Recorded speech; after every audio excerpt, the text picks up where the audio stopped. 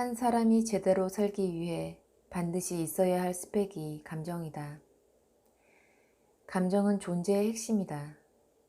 한 사람의 가치관이나 성향, 취향 등은 그 존재가 누구인지 알려주는 중요한 구성 요소들이지만 그것들은 존재의 주변을 둘러싼 외곽 요소들에 불과하다.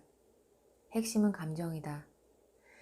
내 가치관이나 신념, 견해라는 것은 알고 보면 내 부모의 가치관이나 책에서 본 신념, 내 스승의 견해일 수도 있다.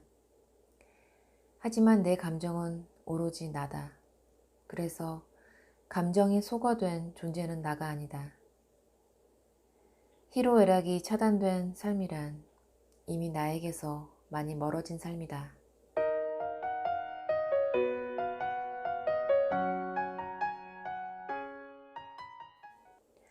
어느 날 SNS를 통해 알게 된 모임에 참석했던 지인이 불평했다.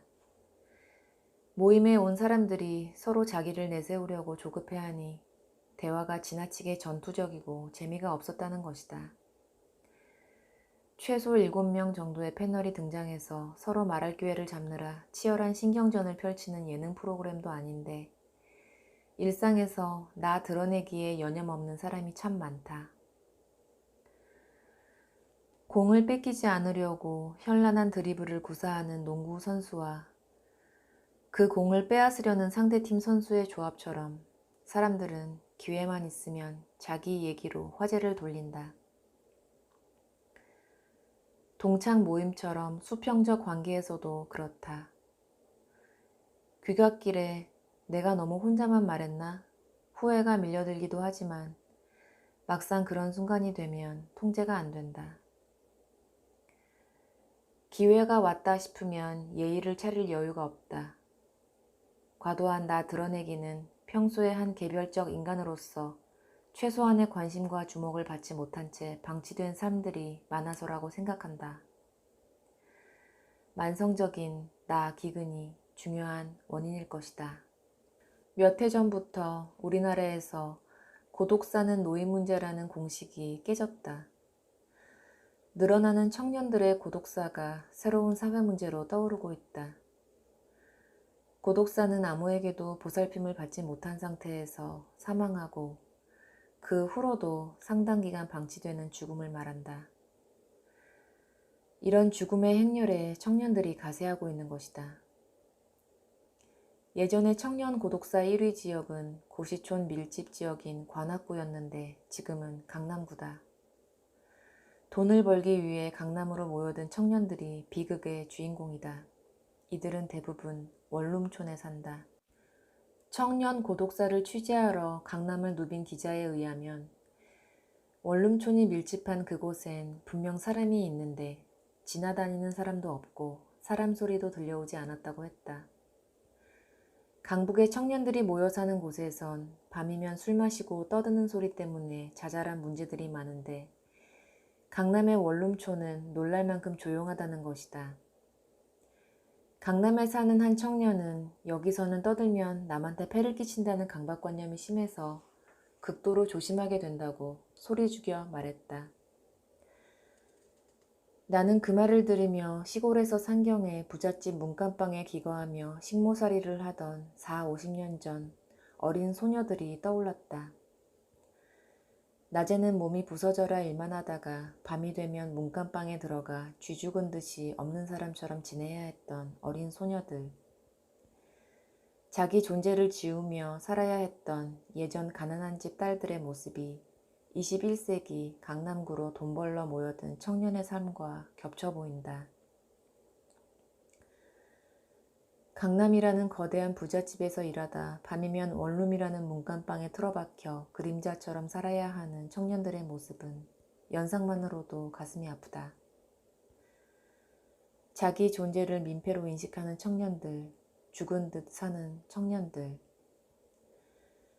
강남역 출구에서 쏟아져 나오는 사람들의 얼굴 표정이 다들 화난 사람처럼 보여서 놀란 적이 있다. 직장에 다니는 한 젊은 여성은 회사에서 웃으면 가벼워 보이고 전문성 떨어지는 느낌을 주는 것 같아 웃지 않는다고 했다. 잘 웃으면 일도 대충 하는 사람으로 보일 것 같다나? 그러니 집에서 혼자 예능 프로그램을 볼 때나 웃을 수밖에. 개인 미디어, SNS 등의 발달로 자신을 거침없이 드러내는 또래 세대들을 보면서 이들은 다이어트 중에 먹방을 시청하는 사람처럼 대리만족을 느끼기도 한다. 하지만 한편으론 저 사람은 저렇게 열심히 잘 살고 있는데 라며 더 위축되기도 한다. 어쨌든 큰 소리를 내면 민폐일까봐, 웃으면 실력 없어 보일까봐 전전긍긍하는 삶 속에서 힘들 때 힘들다고 말하는 일은 불가능하다. 희노애락의 감정을 거세한다고 삶이 구질구질하지 않고 스마트한 삶이 될까? 삶이 구겨지지 않을까? 물론 아니다. 그렇게 감정을 억제하고 투명인간 취급을 당하며 존재가 거의 희미해진 삶의 종착역은 어디일까? 소리 안 나는 총에 맞은 사람처럼 조용히 허물어지는 일이다. 청년 고독사가 그 극단적 결과다. 간혹 존재가 소멸되기 직전의 상태에서 과도하게 난폭해지는 경우가 있다. 산소가 점점 희박해지는 곳에 갇혀있던 사람이 잠깐 창문이 열렸을 때 가쁘고 거친 숨을 몰아쉬듯 존재가 거의 지워진 사람들이 보이는 난폭성은 숨이 멈추기 직전의 마지막 절규 같은 것이다. 여기에 나도 있어. 제발 나라는 존재를 한 번만이라도 의식해줘. 나는 일상에서 사람들을 만날 때 요즘 마음이 어떠세요? 라는 질문을 자주 던지곤 한다. 단둘이 만난 자리뿐 아니라 여럿이 만나 얘기를 하는 자리에서도 그렇다. 어떤 모임이어도 이 뜬금없어 보이는 말이 끼어들 틈은 항상 있게 마련이다. 이야기가 공허하거나 무의미하게 맴돈다고 느낄 때 묻는다. 이 질문을 던지면 의외의 상황이 벌어진다. 질문 전후 이야기의 질이 확연히 달라지기도 한다. 별말 아닌 것 같지만 존재 자체에 대한 주목이어서 그렇다.